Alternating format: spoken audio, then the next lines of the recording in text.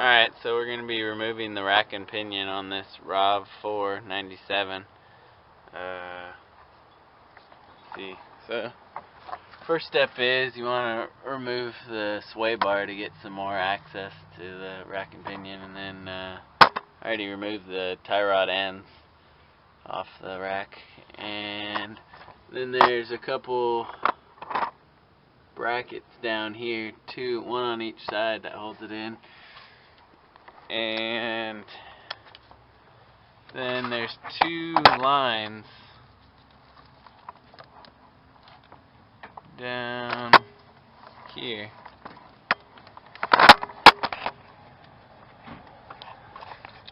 Two lines that go right into the rack right here. They go into the side right here. Here and here. And then gotta remove this steering knuckle right there, and that's just should just be one bolt. Alright, so there's the bolt on the bracket that holds the rack and pinion to this cradle, and the bolt head's right back here. Fingers pointing to. And get your ratchet, your breaker bar, and you can access this right from the outside with the wheel off. So basically it's just these two mounts, one on each side, and then the two pressure lines, and there's a couple brackets that hold the lines onto the rack and pinion. It's like a couple 12mm bolts. Take those off.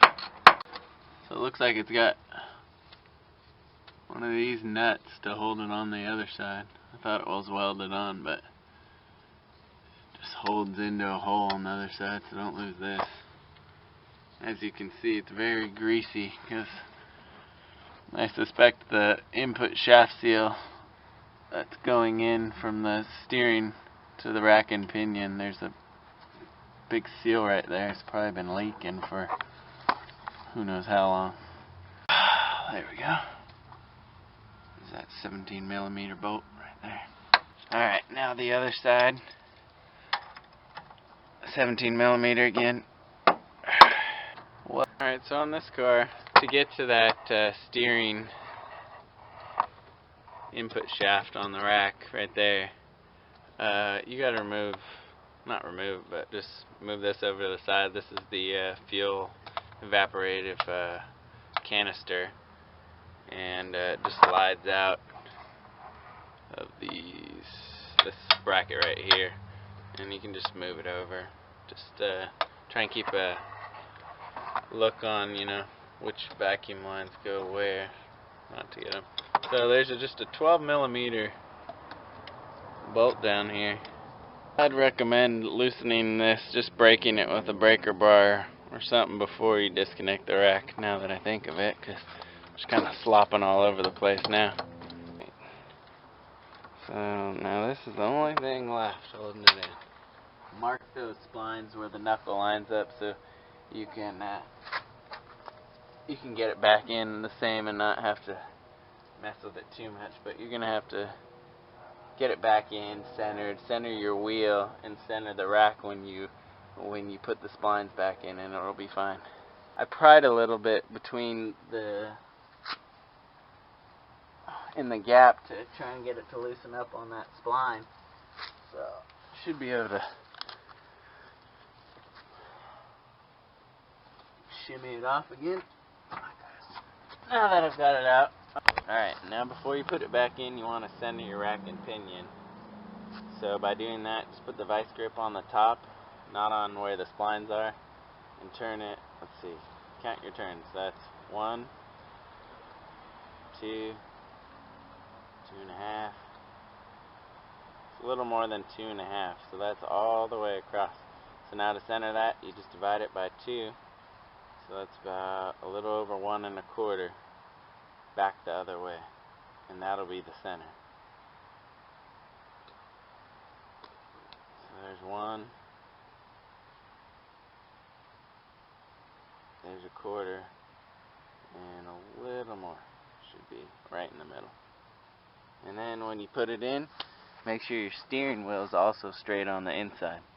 Alright, now that the rack's centered, go ahead and slide the rack back in.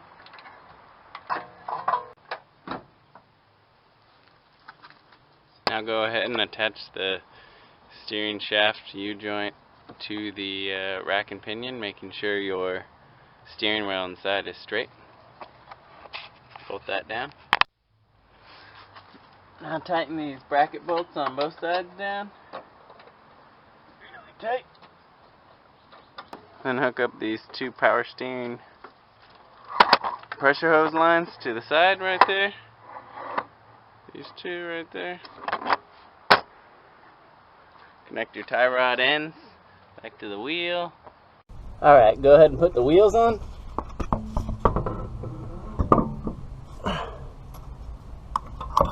Tighten all the lugs down with your 21mm. Alright, now lower down your vehicle.